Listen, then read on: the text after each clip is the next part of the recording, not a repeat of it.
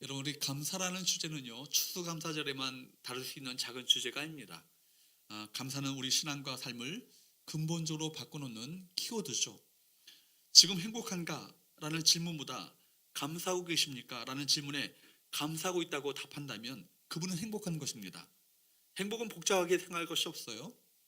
감사의 삶을 살고 있다면 그 사람은 행복한 삶을 살고 있는 거예요. 넉넉한 삶을 살고 계십니까? 그것은 돈이 많다는 이야기가 아니라 감사한 삶입니다. 감사한 삶을 살고 있다면 이미 넉넉한 삶을 살고 있는 것이죠. 감사를 제대로 이해하고 감사가 우리 삶 가운데 제대로 회복된다면 우리 인생 가운데 막힌 것이 뚫어지게 될 거예요. 그리고 삶의 큰 변화가 일어나게 될 것입니다. 감사는 우리의 행복과 불행을 결정합니다. 지금 감사가 넘친다면 이미 천국을 소유하여 정말 천국의 삶을 살아가고 있는 것입니다. 그러나 원망과 불평이 일어난다면 감사를 잃어버린 바로 그 자리가 지옥 아니겠습니까? 여러분, 감사가 많은 편인가 아니면 불평이 많은가를 보면 신앙과 삶의 수준을 가늠할 수 있습니다. 근데 문제는 감사가 쉽지 않다는 거예요. 인간은요, 본성적으로 감사보다 원망과 불평하는 일에 더 익숙합니다. 민수기에서 보면 그들이 여러분 출애굽하여서 홍해를 건너고 기적적인 그와 같은 하나님의 도우심으로 말미암아 광야길을 걸었어요. 이제 가나안 땅, 약속의 땅을 향하여 가는 가운데 그들은 하나님의 기적을 맛보았고 만나와 매출하기를 마른 하늘에서 내리시는 놀라운 하나님의 역사들을 처음 했음에도 불구하고 그들은 하나님을 향해서 어떻게 합니까? 원망과 불평으로 일삼죠. 여러분, 원망과 불평에 빠져 있는 것을 보게 됩니다. 오늘날 우리의 마찬가지예요. 오늘날도 마찬가지입니다. 대부분의 사람들은요, 감사와 반대로 살아갑니다. 디모데후서 3장 1절 이하에 보면 말세에 고통하는 때가 이르게 될 것을 사도 바울이 예언하고 있는데, 말세에 고통하는 때가 이르게 되면 어떤 일이 벌어지게 되는가? 바로 그 일반적인 특징을 쭉 열거합니다. 디모데후서 3장 1절 2절 말씀을 보도록 할까요? 시작. 너는 이것을 알라. 말세에 고통하는 때가 이르러 사람들이 자기를 사랑하며 도를 사랑하며 자랑하며 교만하며 비방하며 부모를 거역하며 감사하지 아니하며 거룩하지 아니하며, 말세에 고통하는 때가 이르게 될 것인데 사람들이 다 이기적인 삶으로 변한다는 거예요. 자기를 사랑하는 어떤 삶으로 변한다는 거예요. 뿐만 아니라 돈을 사랑합니다. 세상의 것들로 자랑합니다. 마음 가운데 교만을 가득합니다. 뿐만 아니라 서로 비방하는 일들이 일어나게 될 것이고 부모를 거역하는 현상이 나타납니다. 뿐만 아니라 이 감사할 줄 모르는 지금 시대적인 특징을 나타나게 된다는 거예요. 여러분, 감사하지 않는 이 자체가 말세의 특징 아니겠습니까? 정말 요즘 말세 같지 않아요? 좀처럼 감사가 없고 원망과 불평이 가득합니다. 여러분, 코로나19로 인해서 시대가 참 어렵습니다. 근데 따지고 보면 사실 어렵지 않았던 때가 어디 있습니까?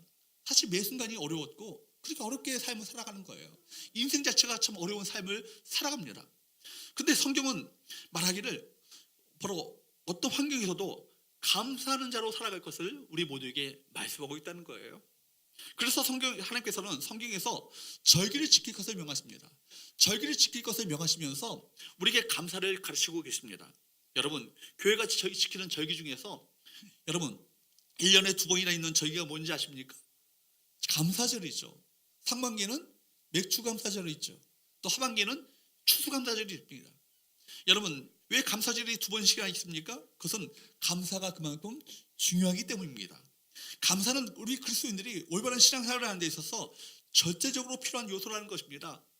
그렇기 때문에 오늘 말씀을 통해서 3가지 영적 교훈을 함께 나누기 원하는데요. 첫 번째, 따라할까요? 감사의 수준이 믿음의 수준이다.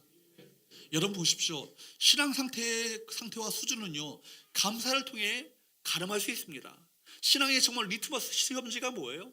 감사의 수준을 보면 그 사람이 진짜 하나님을 향한 믿음이 있는가, 정말 하나님을 향한 정말 그 신앙이 있는가, 이 감사의 삶을 통해서 알 수 있다는 것입니다. 감사는 가정교육에서 일어나는 어떤 성품의 문제가 아니라 우리 신앙의 문제인 것입니다. 범사의 감사는 신앙의 문제와 직결되는 거예요.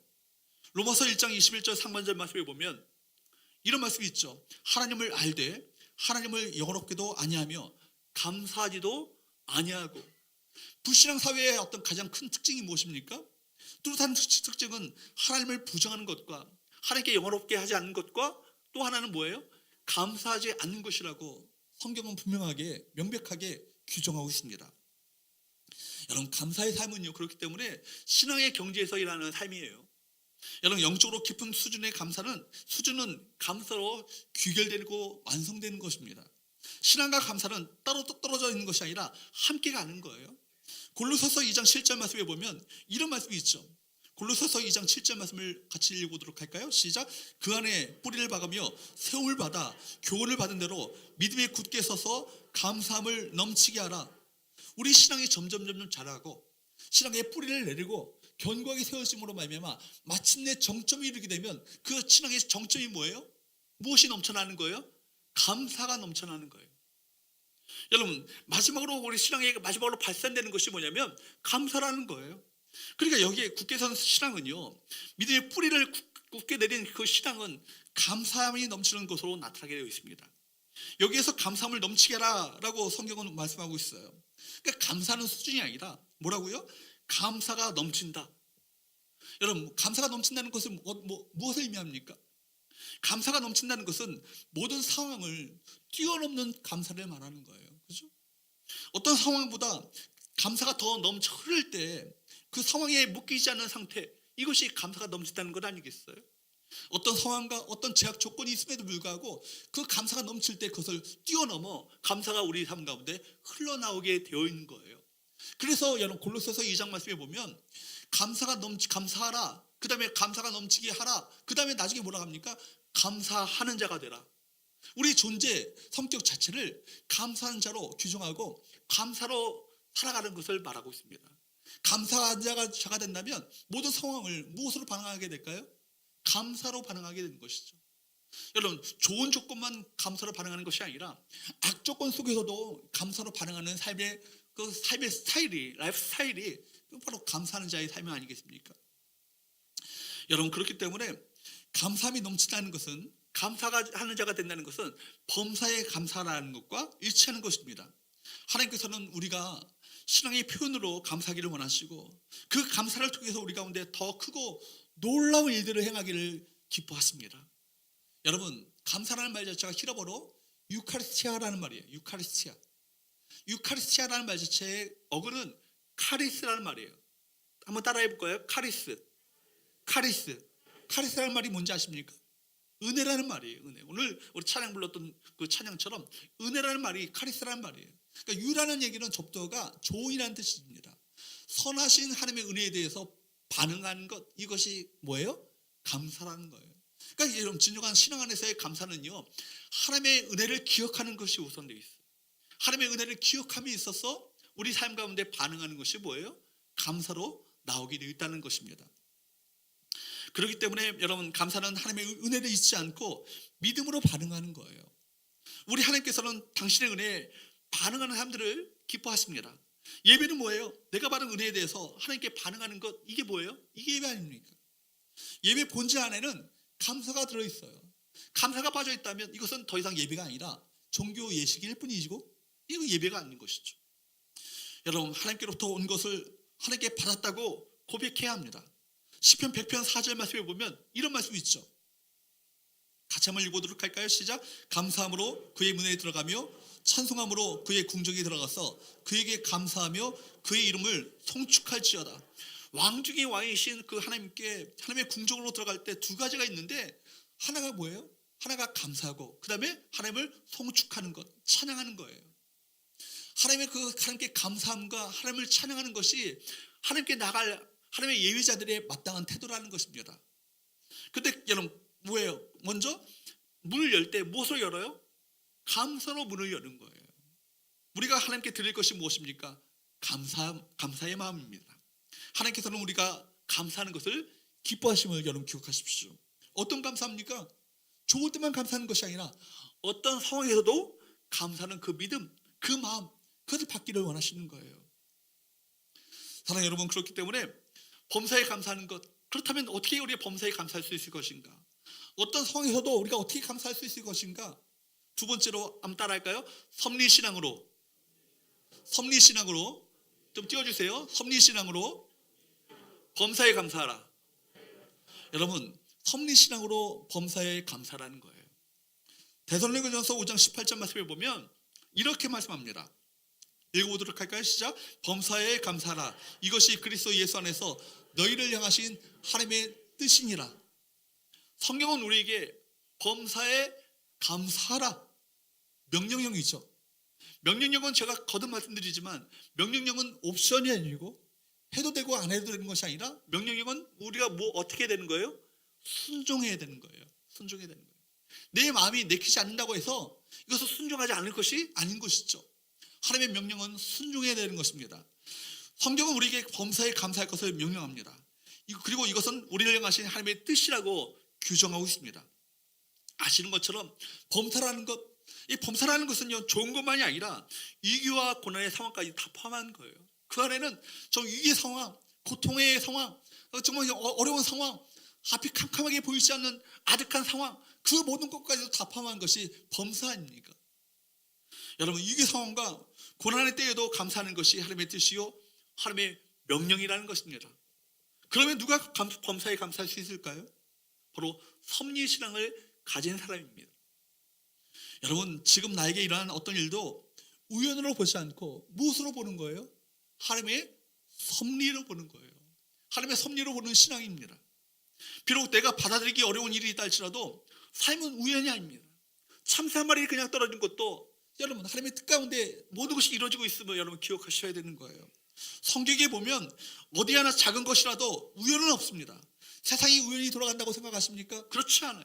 하나님은 하나님 정확한 하나님께서 이 모든 것을 정확하게 하나님의 섭리 가운데 이 세상을 움직이고 계심을 신뢰해야 합니다.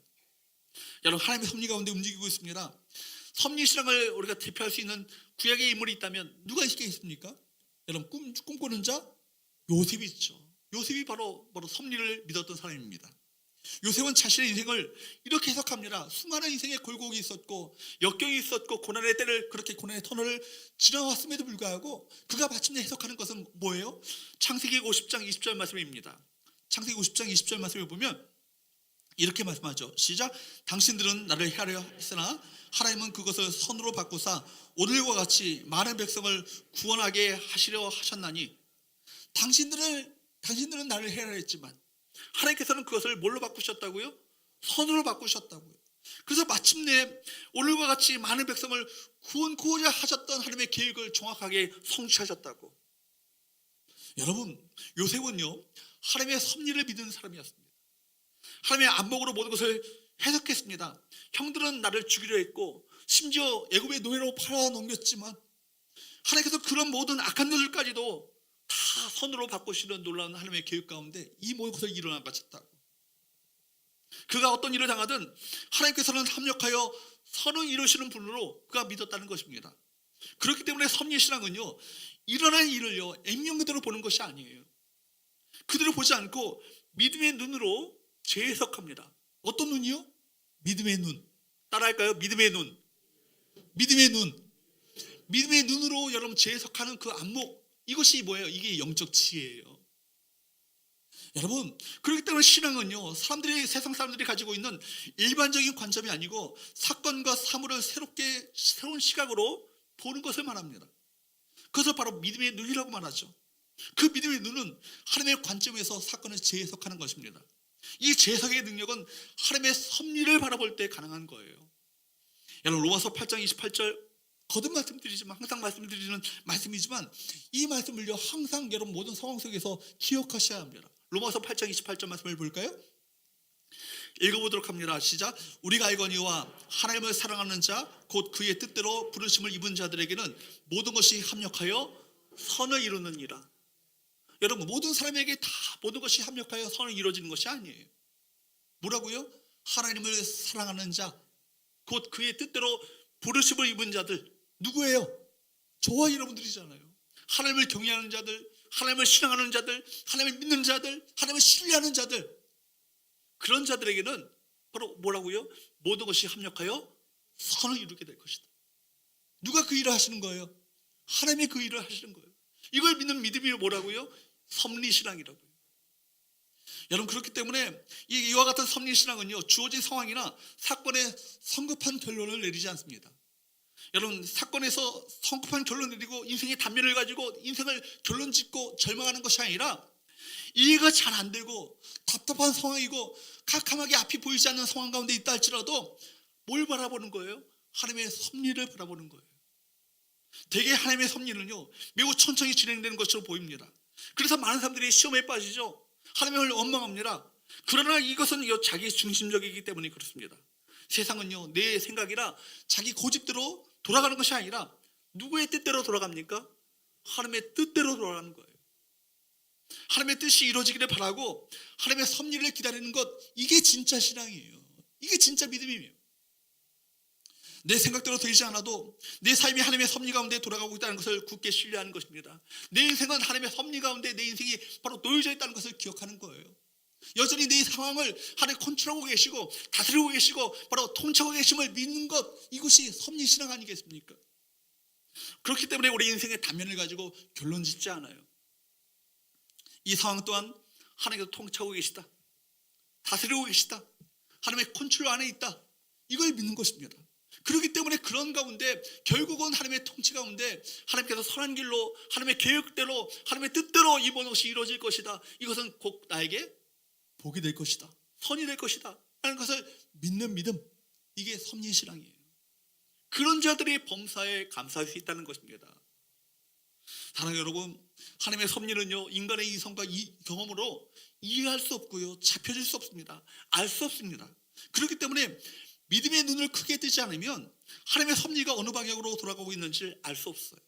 그래서 그 당시에는 감사할 수 없었지만 내가 하나님을 바라보면서 인내하고 참고 기다렸더니, 그러면서 감사했더니 결국은 하나님께서 상상할 수 없는 방법으로 내가 할 수 없었던 놀라운 하나님의 크신 일들로, 하나님의 역사하심으로, 하나님의 일하심으로 내게 바로 일하신 것을 보게 되는 것입니다. 나는 원하지 않았지만 나를 겸손하게 만드셨고 나를 자라게 하셨고 축복된 길로 이끄시는 일을 위해서 필요한 일들이었음을 비로소 나중에는 궁극적으로 깨닫게 되는 거예요. 그리고 내게 일어날 모든 일들은 어떤 것이든지 간에 하나님의 손 안에서 재탄생되는 것입니다. 하도 머리 그랬잖아요. 육체의 가시를 제거해달라고 3번씩이나 간절히 기도했지만 결국 하나님의 음성 가운데 들려지는 것은 이것이 너에게 유익한 것이고 필요한 은혜라는 것을 깨닫게 되는 순간 더 이상 그것을 위해서 구하지 않게 됩니다. 내가 원하는 것이 이루어져야 하는 것이 아니에요. 더 먼저 알아야 할 것은 하나님의 뜻입니다. 그러므로 범사에 감사라는 것은 하나님께 대한 절대의 믿음에서 나오는 거예요. 어떤 일이 있어도 하나님은 나에게 가장 선하신 분이시다, 참 좋으신 분이다, 이 믿음을 결코 놓쳐서는 안 될 것입니다. 하나님은 어떤 분이세요? 참 좋으신 분이시죠. 근데 이 참 자체를요 길게 하셔야 돼요. 참 좋으신 분이라고. 그렇죠? 따라할까요? 하나님은 참 좋으신 아빠 하나님이시다. 믿으세요? 이게 믿겨져야 돼요.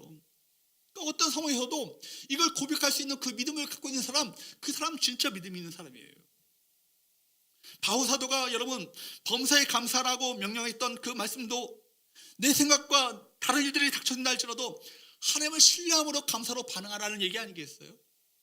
하나님을 믿기 때문에 참 좋으신 아빠 하나님이라는 것을 나를 사랑하시는 하나님, 나를 위해서 자기 독생자까지도 십자가에 내어주신 만큼 나를 사랑하셨던 그 하나님의 사랑이 여전히 나를 향해서 그 사랑이 흐르고 있다는 것을 아는 순간 범사에 감사할 수 있는 믿음으로 나갈 수 있는 거예요. 감사라는 그 명령에 순종하라는 것입니다. 살다 보면 당장은 전혀 감사할 것으로 보이지 않는 일들이 참 많죠. 나중에 보면요 이것이 감사한 일이었던 것을 비로소 깨닫게 됩니다. 그러므로 우리는 먼저 감사를 해놓고 보는 거예요. 그러면 결국 승리하게 되는 것입니다. 환경에 따라 반응하지 말고 늘 감사로 반응하시는 감사하는 자가 될 수 있기를 주님으로 축복합니다. 오늘 읽은 본문이요 이런 섭리신앙으로 범사에 감사했던 그 믿음의 사람의 이야기를 다루고 있습니다. 누굽니까? 다니엘이죠. 여러분 아시는 것처럼 다니엘은요 훌륭한 믿음의 사람이었습니다. 힘들고 어려운 시대를 살아가는 우리 모두에게 좋은 믿음의 모델 되어지는 사람이 바로 다니엘입니다. 원래 다니엘은 힘없는 유대 나라에서 태어났어요. 이 나라가 근데 망해버렸죠. 그래서 바벨론이라는 강대국의 공격을 받아 나라가 망하고 후에는 살아가는 가족들, 아빠 엄마와 헤어집니다. 이별의 어떤 이별하고 정들었던 고향을 떠나 낯선 바벨론에 포로로 끌려가요. 난민 수준이 아니고 포로로 잡혀가게 됩니다. 여러분 보십시오. 그런데 하지만 거기서 하나님의 은혜로 말미암아 바벨론 제국의 총리가 되어지는 놀라운 역사가 그 인생 가운데 벌어지게 되죠. 그러니까 다니엘은 자기 나라도 아닌 포로로 끌려간 나라에서 정말 그 포로로서 올라갈 수 있는 최고의 위치까지 올라간 건 아니겠습니까?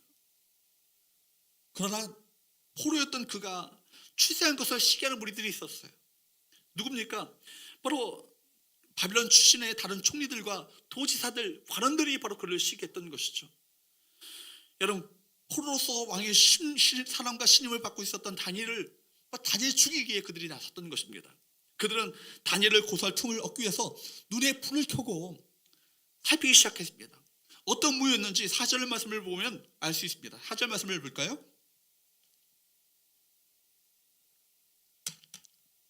같이 한번 읽어보도록 합니다. 시작. 이에 총리들과 고관들이 국사에 대하여 다니엘을 고발할 근거를 찾고자 하였으나 아무 근거, 아무 허물도 찾지 못하였으니 이는 그가 충성되어 아무 그릇됨도 없고 아무 허물도 없음이었더라. 여기 보니까 아무 근거가 없대요. 아무 허물이 없대요. 아무 그릇함이 없대요. 산무의 사람이에요. 정말 털어도 먼지 하나 나오지 않는 사람이 어디 있겠어요. 털으면 저런 먼지가 아니라 막 우두둑 다 떨어질 것 같은데 이 사람은요, 허물도 없고요, 그릇됨도 없고요, 아무 근거도 없는 거예요. 여러분, 다니엘은 총리 대신이었기 때문에 나라의 여러 분야에 대해서 하늘도 참 많았고 수많은 사람을 거느렸고 수많은 사람들을 만났던 사람입니다. 그런데도 불구하고 다니엘 죽이기에 나섰던 사람들은 그에게서 아무 틈도 아무 허물도 아무 근거도 발견할 수 없었던 것입니다. 그래서 그들은요, 또 다른 작전을 세우는 거예요. 그들은요, 다니엘이 매일 예루살렘을 향해서 열린 창문을 열어놓고 하나님 여호와 하나님께 기도하는 것을 알고는 그것을 트집 잡아 그를 제거하기 위해서 또 다른 음모를 세웁니다. 어떤 음모입니까? 7절 말씀을 볼까요? 같이 한번 읽어보도록 합니다. 시작. 나라의 모든 총리와 지사와 총독과 법관과 관원이 의논하고 왕에게 한 법률을 세우며 한 금령을 정하실 것을 구하나이다.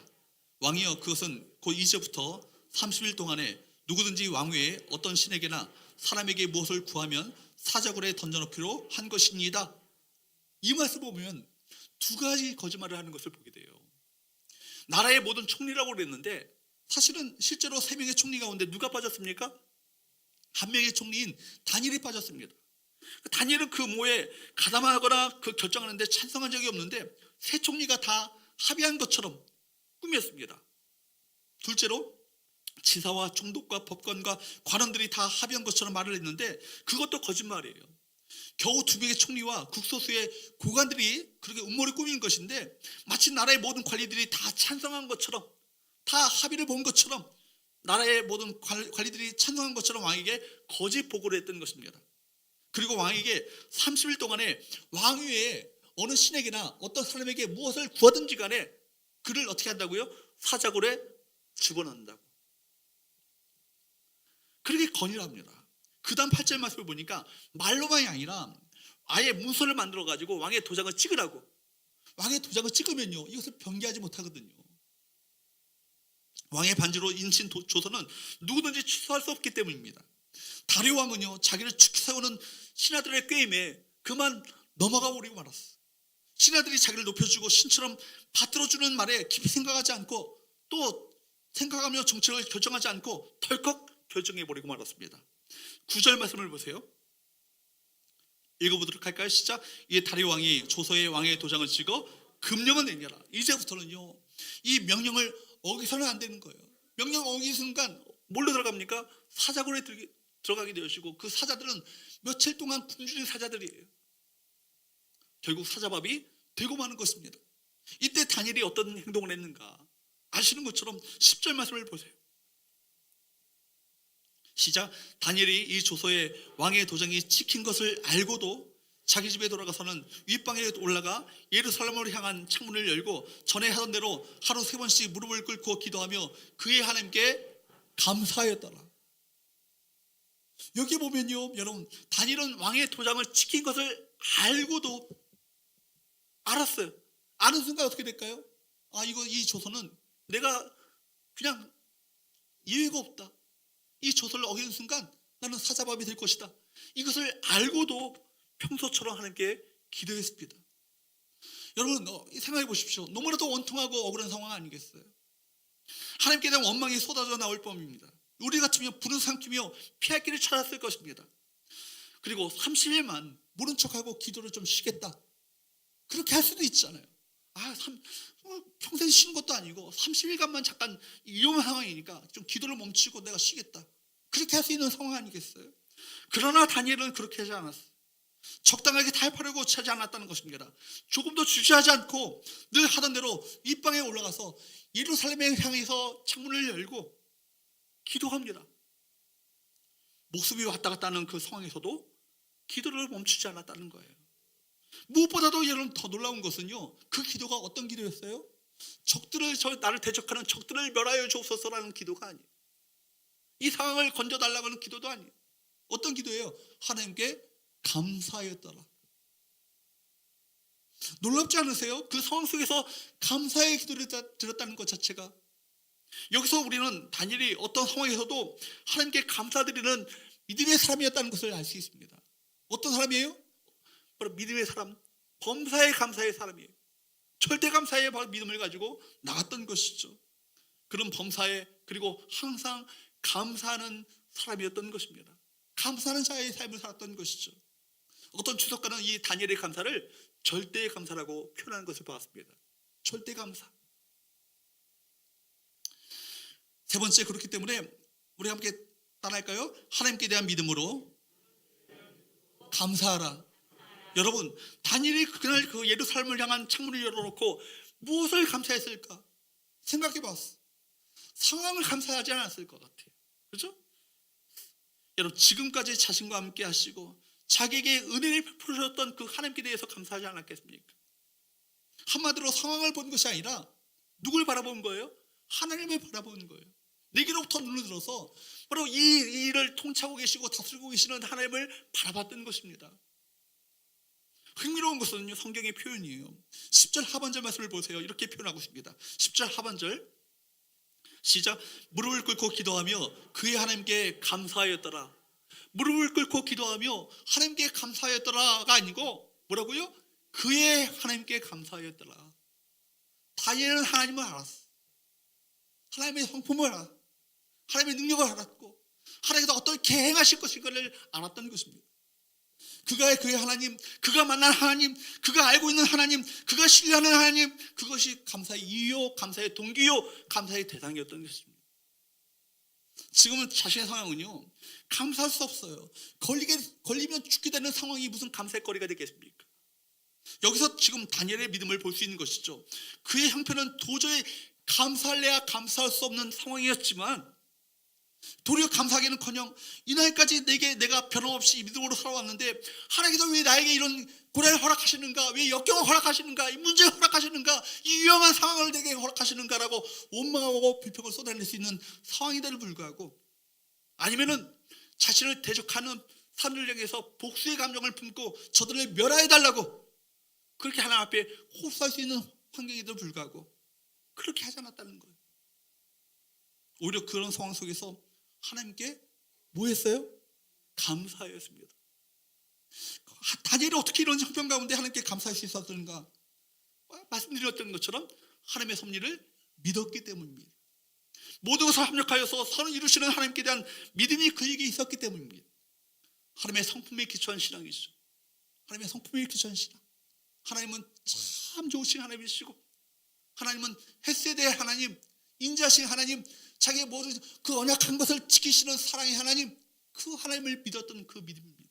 그 하나님은 그리고 변치 않으시는 신실하신 미쁘신 하나님. 변화무쌍한 환경과 조건에 나를 맡기는 것이 아니고 하루에도 수차례 정말 수없이 상황이 오락가락하지만 변함없으신 하나님의 성품을 믿는 것, 이것이 다니엘의 믿음이었습니다. 하나님은 어떤 상황에서도 결국 선을 베푸시는 선하신 하나님이시고 변함이 없으시고 신실하신 분이시도, 그렇기 때문에 미쁘신 하나님, 기분에 따라 행동하는 분이 아니시잖아요. 하나님은 완전하시고 그 계획도 완전하십니다. 그 하나님의 성품을 신뢰할 때 그분 안에서 모든 것을 감사할 수 있는 것 아니겠어요? 모든 것이 변하죠. 상황도 변하고 우리 마음도 변하고 심지어 우리 믿음까지도 변합니다. 그런데 여러분, 우리 하나님은요 절대로 변하지 않으신다.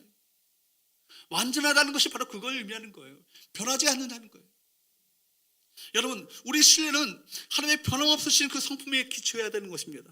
우리 믿음은요 변함없으신 하나님의 그 성품에 기반을 두어야 되는 거예요. 뿌리를 내릴 때 여러분, 상황에 따라서 요동치는 그 믿음이 아니고 결코 흔들림 없는 그 믿음으로 나갈 수 있는 거예요. 마침내 선을 이루실 그 하나님을 기대하면서 믿음으로 살아가게 될 때 어떤 일이 일어난다 할지라도 요동치 않는 그 신앙으로 서게 되는 것입니다. 학자들은 이때 다니엘의 나이가 80세가 넘었을 때라고 추측합니다. 어릴 때부터 여러분, 이방 나라 바빌론 포로로 잡혀와서 부모와 헤어지고 가족과 헤어지고 어릴 때부터 이방 나라 포로로 잡혀와서 얼마나 수없이 많은 고난과 역경의 때를 보냈어요. 믿음의 근력이 생겼을 거예요. 그죠? 어떤 웬만한 고난에도 끄떡지 않는 신앙이 있었을 거예요. 수많은 어려움이 있었지만 그때마다 믿음을 가지고 하나님을 바라봤더니 어떻게 됐어요? 하나님께서 그 약속을 이루셨고 그에게 베푸신 은혜는 차고 넘치는 그 놀라운 역사를 하나님 일하심을 그가 경험했을 것입니다. 하나님께서 그를 얼마나 사랑해 주셨습니까? 사실 이제 다 내려온다 할지라도, 심지어 인생을 바친다 할지라도 모든 것이 감사거리 아니겠어요? 이제 죽어도 어디 가요? 천국 가잖아요. 그는 하나님의 사랑, 하나님의 성품, 하나님의 약속을 알았습니다. 그러기에 그는 진심으로 하나님께 감사했을 것입니다.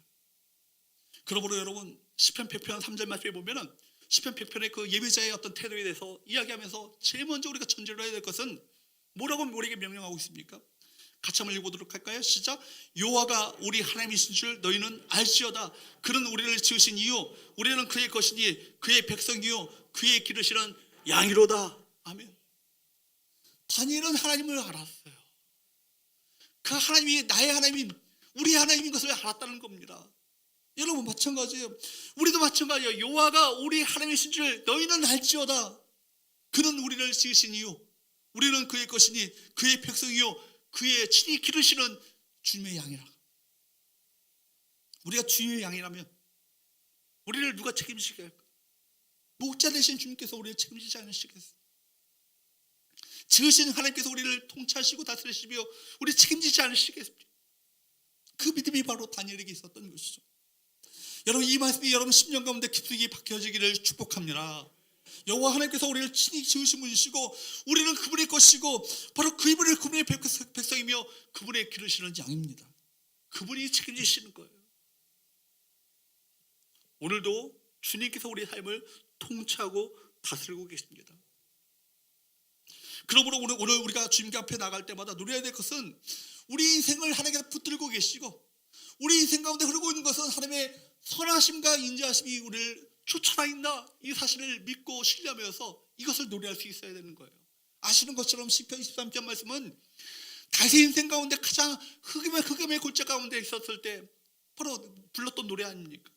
원수들이 들끓고 있고 자기를 대적하는 이들이 사방에 에워싸고 있는 상황 가운데 불렀던 노래가 우리가 사실은 목가적인 환경 속에서 한적하게 양들을 바라보면서 불렀던 노래가 아니에요. 이 노래는 정말 사망의 음침한 골짜기를 다니는 그 해를 두려워하는 그 상황 가운데 불렀던 노래가 시편 23편이에요. 근데 마지막 결론으로 뭐라고 고백합니까? 6절 말씀을 보세요. 시편 23편 6절 말씀에 보면 같이 읽어보도록 할까요? 시작. 내 평생의 선하심과 인자심이 반드시 나를 따르리니 내가 여호와의 집에 영원히 살리로다. 하나님의 선하심과 인자심이 반드시 결단코 반드시 그것이 나를 따라야 한다. 여러분, 이 사실을 고백하기 때문에 다윗은요 그 어떤 환경 속에서도 절망하지 않았어요. 낙담하지 않았고 도리어 하나님을 찬양하는 믿음으로 나갈 수 있었던 것입니다. 최후 승리와 여호와의 집에 거하는 영원한 최종적인 구원의 은혜가 보장된 것은 우리를 포기하지 않으시고 하나님의 그 인자하심과 선하심으로 우리를 대하시는 하나님이 우리와 함께 하시기 때문에 그것이 가능한 건 아니겠습니까? 여러분, 때로는 우리 실수에도 불구하고 대적들의 또 공격에도 불구하고 환경의 변화에도 불구하고 우리가 넘어지고 망가져도 결코 망하지 않는 이유는 뭐예요? 하나님의 은혜가 있기 때문입니다. 하나님의 선하신 은혜가 있는 거예요. 하나님의 우리를 사랑하시는 인자하심의 은혜가 있는 거예요. 이것이 영원합니다. 한순간만 주어지는 것이 아니라 영원히 우리 가운데 주어지는 거예요. 영원하신 하나님의 은혜. 성도 여러분, 우리 삶의 환경에 따라 감정에 휩쓸리지 마시고 매 순간 감사로 반응하시는 저와 여러분 되시기를 주님으로 축복합니다. 우리가 계속해서 다니엘을 살펴보게 되면 하나님께서는 어떤 상황에서도 감사하는 이 다니엘에게 놀라운 예상치 못하는 승리의 기쁨을 안겨주셨어요. 다니엘을 죽이려고 계획했던 사람들은 가만히 엿보고 있다가 다니엘이 기도하자 그를 체포해버렸습니다. 그리고 그를 어디에 넣었습니까? 사자굴에 집어넣었어요. 다니엘을 총애했지만 이미 법령의 도장에 찍은 후라 어쩔 도리가 없었던 거예요. 왕조차도 어쩔 도리가 없는 거예요. 사자굴에 쳐넣었는데 놀라운 일이 일어났죠. 몇 날 며칠을 굶었던 게 굶주린 사자들 아니에요. 그때 여러분 다니엘을 주변을요 순한 양같이 그냥 돌아갈 뿐이지 다니엘을 해려하지 않는 거예요. 왜 그래요? 사자 입을 천사들이 봉해버렸으니까. 하나님의 천사들이 봉해버렸어요. 다리의 왕은요 밤이 새도록 괴로워하다가 그 이튿날 새벽에 급히 사자굴에 가서 이렇게 외칩니다. 20절 말씀을 볼까요?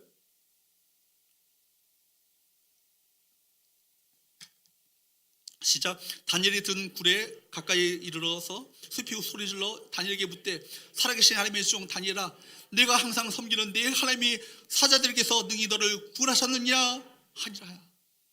이 말은요 사실은 대답을 기도하지 않고 대답을 기대하면서 소리쳤던 그 질문이 아니에요. 그냥 탄식이 한탄이에요. 그런데 대답이 들려오는 거예요. 누구로부터? 다니엘로부터 대답이 들려오는 거예요. 여러분 다니엘서 6장 22절 말씀을 볼까요? 시작. 나의 하나님이 이미 그의 천사들을 보내어 사자들의 입을 봉하셨으므로 사자들이 나를 상의하지 못하였사오니 이는 나의 무지함이 그 앞에 명백함이오며 또 왕이여 나는 왕에게도 해를 끼치지 아니하였나이다 하니라. 나의 하나님께서 이미 사자들의 그 입을 봉하셨기 때문에 그 천사를 보내셔서 사자들의 입을 봉하셨으므로 사자들이 나를 상의하지 못하였사오니 이는 나의 무지함이 그 앞에 명백하기 때문입니다. 다리오 왕은 너무나 기뻤어. 다니엘을 굴에서 끌어올리고 그를 모함했던 사람들을요 사자굴에 집어넣었어. 성경의 기록이 재밌어. 그들이 땅에 닿기도 전에 사자들이 그들을 잡아먹었다고. 그뿐만 아니에요. 다리오 왕은요 전국 각지의 각 민족의 언어로 조서를 내려보냅니다. 그 조서에는 이런 글이 기록되어 있어요. 6장 26절 27절 말씀을 볼까요? 길지만 한번 읽어보도록 합니다. 시작. 내가 이제 조서를 내려놓으라. 내 나라 바나 아래에 있는 사람들은 다 다니엘의 하나님 앞에서 떨며 두려워할지니 그는 살아계시는 하나님이시요 영원히 변하지 않으시이시며 그의 나라는 멸망하지 아니할 것이요 그의 권세는 무궁할 것이며 그는 구원도 하시며 건져내기도 하시며 하늘에서든지 땅에서든지 이적과 기사를 행하시는 이로써 다니엘을 구원하여 사자 입에서 벗어나게 하셨습니다 하였더라. 놀라지 않으세요? 이방의 왕을 통해서 하나님의 어떤 분인지를 똑똑히 만천하에 공포하게 된 거예요. 다니엘은 어려울 때 어려운 일을 당했을 때도 감사하시라고 그럼에도 불구하고 감사해요. 여러분 그래서 승리할 수 있었고 하나님을 당당하게 증언할 수 있었습니다. 이런 다니엘의 세계를 한 구절로 간단히 요약한 말씀이 6장 28절 그 다음 구절이에요. 이 부분도 함께 읽어보도록 합니다. 6장 28절 시작. 이 다니엘이 다리오 왕의 시대와 바사 사람 고레스 왕의 시대에 형통하였더라. 어떤 상황에서도 늘 하나님께 감사했던 감사로 반응하였던 그 다니엘에게 이 형통한 복을 허락하시는 거예요. 사랑하는 여러분, 오늘 이 추수감사 주일에 다니엘에게서 하나님을 우리가 믿음으로 범사에 감사, 절대 감사할 수 있었던 이 믿음을 우리 모두가 배울 수 있기를 축복합니다. 결국 제가 이 말씀을 보면서 결국 제가 결론 내는 것은 뭐냐면 감사는 영적 전쟁이다. 아마 다니엘의 대적들을 통해서 사단은 공격했을 거예요. 다니엘이 바로 이 믿음의 삶을 포기하길 원했을 거예요. 그리고 좌절하고 절망 가운데 빠지길 원했을 거예요. 심지어 그리 아니할지라도 사자굴에 들어가서 사자의 밥이 되길 원했을 거예요. 그러나 여러분 다니엘은 무엇을 선택했어요? 원망과 불평과 좌절과 절망을 선택하는 것이 아니라 뭘 선택합니까? 감사를 선택하는 거예요. 그랬을 때 여러분, 사단은 여러분 오히려 그 다니엘이 절망하고 좌절하며 그런 모습을 보면서 쾌제를 부르기를 원했는데, 오히려 감사하며 하나님을 찬양하는 어떤 하나님 앞에 감사의 믿음을 가지고 나가는 그 모습을 보면서 사탄은 절망에 있을 것입니다. 여러분, 그렇습니다. 모든 상황 속에서 우리의 마음을 빼앗고자 하는 사탄의 전략이 있음을 여러분 기억하셔야 되는 거예요. 어려운 상황이 닥칠 때 여러분, 그것은 사단이 주는 시험인 동시에 하나님의 테스트기도 합니다. 사단의 시험은 뭐예요? 우리가 그 시험을 통해서 시험에 걸려들기 원하는 거예요. 낙담하고 절망하고 좌절하고 자빠지기를 원하는 거예요. 하나님을 원망하고 비평하는 삶으로 믿음이 떨어지는 상태 가운데 떨어지기 원하는 거예요. 그러나 여러분, 그 상황 가운데 우리는 선택해야 될 것이 뭐예요?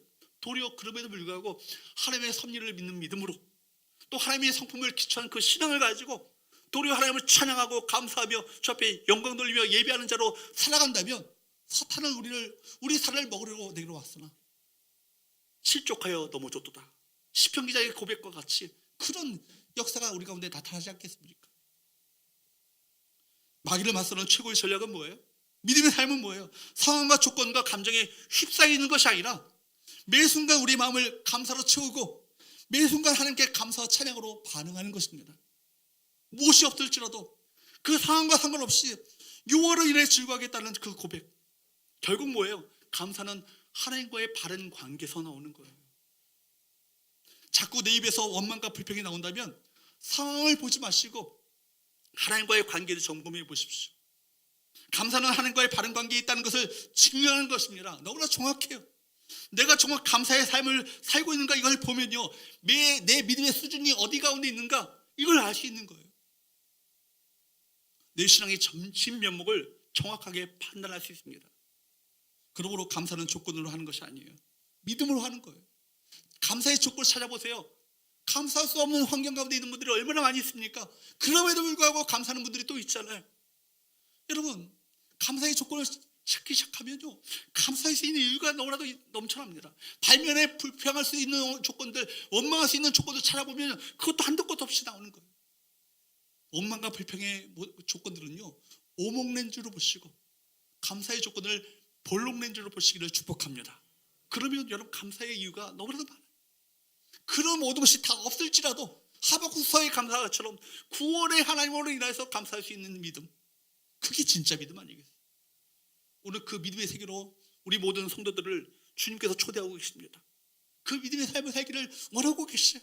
그래서 우리 성교회 우리 모든 성도들이 사단의 전략을 회파하고 믿음으로 승리하는 믿음의 사람들로 세워지기를 간절히 원하시고 계시는 주의 뜻을 헤아리시기를 축복합니다. 사랑하는 여러분, 감사가요, 기적을 불러와요. 감사하는 가운데 하나님께 일하십니다. 감사하는 가운데 하나님의 역사를 나타내 보이셔요. 감사하는 믿음대로 하나님께서 일하시는 놀라운 축복들을 우리 가운데 허락하심을 믿으시기를 축복합니다. 그래서 부디 원망과 불평을 버리시고 감사로 승리하심으로 말미암아 주 앞에 영광 돌리시는 우리 성교회와 우리 모든 성도들 되셔서 우리 성교를 바라보면서 주님께서 참 기뻐하시는 그 은혜가 있기를 바랍니다. 감사 주일 뿐만 아니라 매 순간 매일매일 감사로 살아가심으로 말미암아 날마다 우리 인생 가운데 감사의 그 승리의 간증들이 넘쳐나는 귀한 은혜가 우리 모두에게 있게 되기를 주님으로 축복합니다. 기도하겠습니다.